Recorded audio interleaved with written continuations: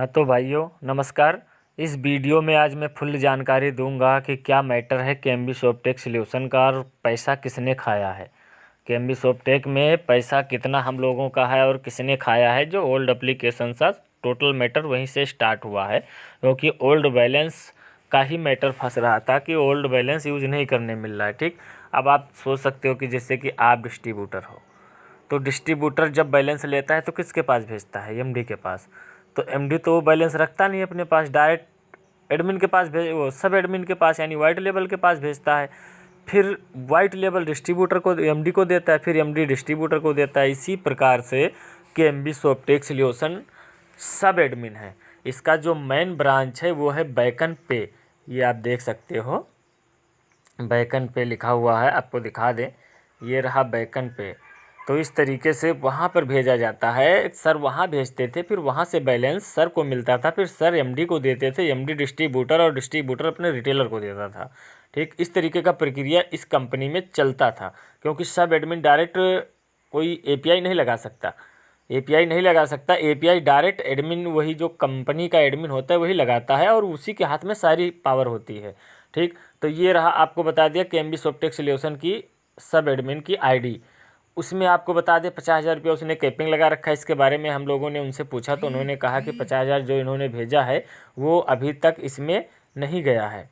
ठीक, इसमें जो अकाउंट है, अकाउंट में अभी क्रेडिट नहीं हुआ है, वो अकाउंट बंद पड़ा हुआ है। खुलेगा तब पता लगेगा तो खोल दूंगा। ठीक, ये बात अलग होगी। उसके बाद में हम आपको बता दें कि यहाँ पे देख सकते हो, हम लोगों का जो बैलेंस है वो रुका हुआ था पुराने वाले में 1,61,62,00,000 रुपये हम लोगों का रुका हुआ था। पर अभी 1,30,40,000 के आसपास होगा टोटल बैलेंस, जो और कुछ लोगों ने यूज कर लिया ना, इस वजह से कम हो गया है। नए वाले में उन्होंने डाल के यूज करा दिया है। तो आप अंदाज़ा लगा सकते हो कि आपके डिस्ट्रीब्यूटर आईडी में अगर बैलेंस यहाँ नहीं है, ठीक, अगर मेन प्रीपेड में आपके अगर डिस्ट्रीब्यूटर में बैलेंस नहीं है तो भी जो रिटेलर का, यानी रिटेलर जो आप बनाते हो उसको चिल्ड बैलेंस बोलते हैं। तो चिल्ड बैलेंस में अपने सारे रिटेलर का बैलेंस शो करता है। तो यहाँ पर जब शो करता है तो ये बताइए कि वो ना डिस्ट्रीब्यूटर रोक सकता है यूज़ करने के लिए, और ना एमडी रोक सकता है, ना सब एडमिन रोक सकता है कि रिचार्ज ना करें। ठीक, इसके लिए जो रोका जाता है वो कंपनी से रोक दिया गया है कि रिचार्ज ना हो, किसी का भी रिचार्ज ना हो, इस वजह से। और इनसे दूसरी बात मैं आपको ये बताना चाहूँगा कि इनसे बात हुई, इनसे जब हम लोगों ने पूछा बैकन पे वाले से कि सर ये बताइए कि आपके यहाँ से एक केएमबी सॉफ्टेक का मतलब कंपनी है, तो इन्होंने साफ मना कर दिया, अलग कंपनी। यहाँ देख सकते हो लिखा हुआ, इन्होंने क्या लिखा है ये, यहाँ पर आप पढ़ सकते हो क्या लिखा है। इन्होंने लिखा है अलग कंपनी है, हमारे साथ कोई कनेक्शन नहीं है। इन्होंने साफ इनकार कर दिया। अब ये बताइए कि ये सीधी सी बात है, ये बैल नहीं देने के इरादे से थे। उसके बाद आपको आखिर में मैं सर का भी वीडियो सुनाऊंगा आपको।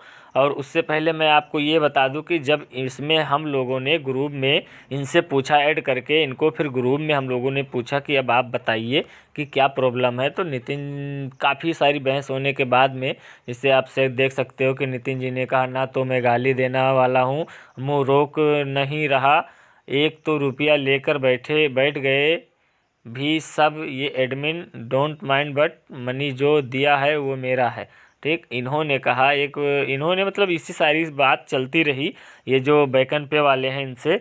तो इन्होंने अपना पल्ला झाड़ने में लगे हुए हैं, ये सब एडमिन के ऊपर डाल रहे हैं। पर हमें बहुत, मैं आपको क्या बताऊं, यकीन हमें है कि सचिन सर के पास बैलेंस नहीं है, क्योंकि सचिन सर जब भी ऑफ़र लगाते थे जो बैलेंस हम लोग का जाता था डायरेक्ट वो कंपनी में भेजते थे, और उधर से भी बैलेंस मिल जाता था और इधर हम लोगों के पास आ जाता था।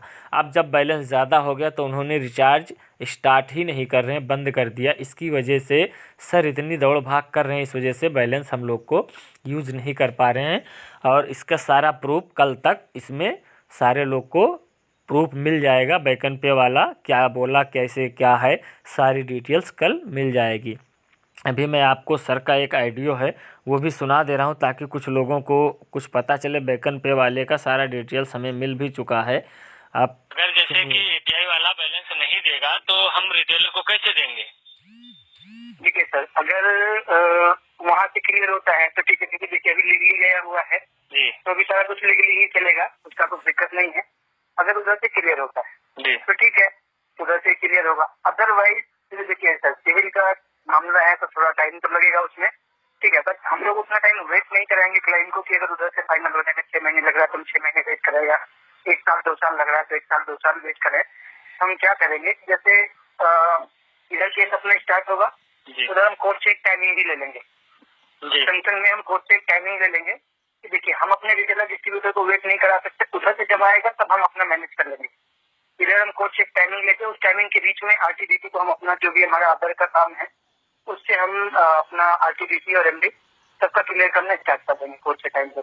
जो भी हमारा आता रहेगा आदमी, जैसे मान लीजिए तो देखिए हमारा ओनली रिचार्ज का तो काम है नहीं, काफी सारा काम है हमारा, ठीक है, तो उससे जो भी हमारा अर्निंग होता रहेगा, जितना भी हमारे इनसे मैनेज होगा वो हम आरटीडीटी एमडी सबका 1 बाय 1 करके क्लियर करते जाएंगे और बाकी जब उधर से होगा तो वो हम अपना उधर में कर लेंगे। और सर जी अगर आप बता देते कि वेस्ट बंगाल वाले के बारे में, तो हम लोग सारे लोग सपोर्ट में हैं, अभी देख लेना सारे लोग सपोर्ट में ही हैं और सारे लोग उसको ढूंढ लेते, तो इसके बारे में भी आप कुछ बता दीजिए।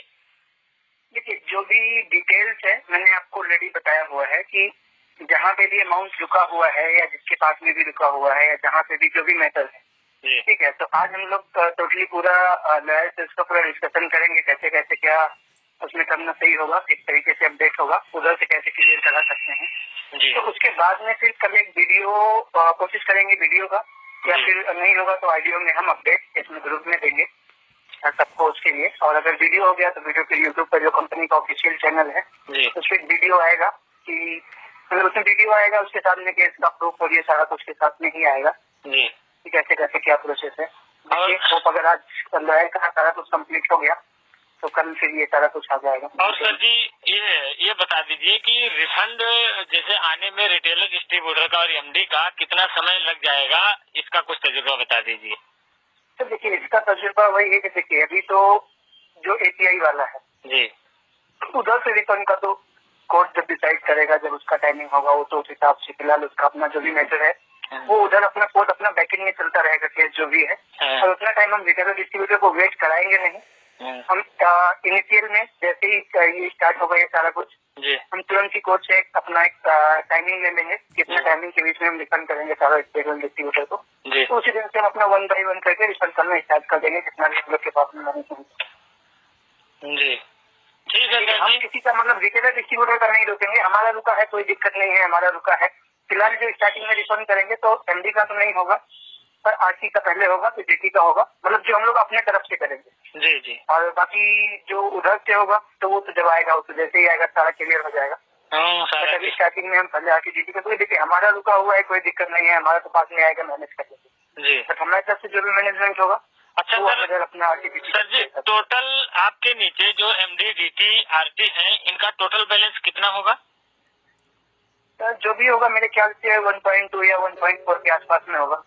1.4 यानी मैक्सिमम होगा विद कमीशन जो भी है। यानी हमने जो अंदाजा लगाया था 1.5 करोड़ ये शायद फिक्स निकला।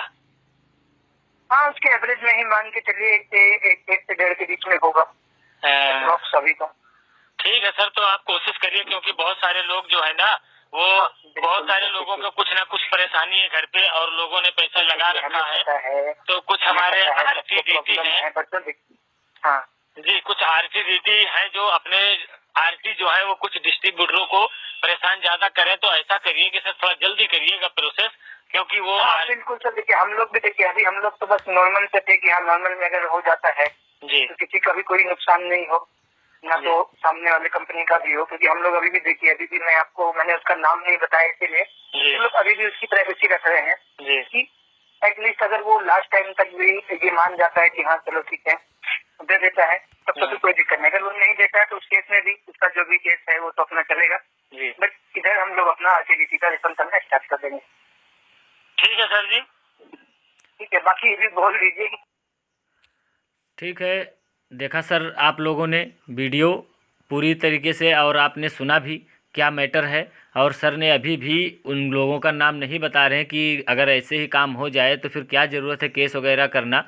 तो आप लोग समझदार हो, समझ गए होंगे इसमें कि क्या मैटर है क्या नहीं है। और इसमें सारी चीज़ का फसान जो है बैकन पे वाले का ही है। और वो साफ इनकार कर दिया जब व्हाट्सअप किया गया उसके पास, तो उसने कहा केएमबी सॉफ्टवेयर के मैं जानता ही नहीं हूँ, केएमबी को मैं जानता ही नहीं हूँ। उसके बाद में बराबर रिप्लाई दे रहा है, बोल रहा है कि केएमबी लेकर के तुम लोग का पैसा भागी है। और कंपनी भागी नहीं है। कंपनी अगर भागती तो स्विच ऑफ करके और सारे लोग गायब हो जाते, हम लोग को एक भी क्लू नहीं मिलता कि कंपनी कहाँ है, कैसे है, किस तरीके से, कुछ भी नहीं पता लगता। तो वीडियो थोड़ा लंबी हो गई इसलिए ज़्यादा कुछ वीडियो में बता नहीं सकता। नेक्स्ट वीडियो में हम आपको सारी जानकारी देंगे। तो मेरे चैनल को सब्सक्राइब कर लो ताकि दूसरी वीडियो जब आए तो आपको भी पता लगे, सभी को पता लगे। थैंक यू भाई वॉचिंग दिस वीडियो।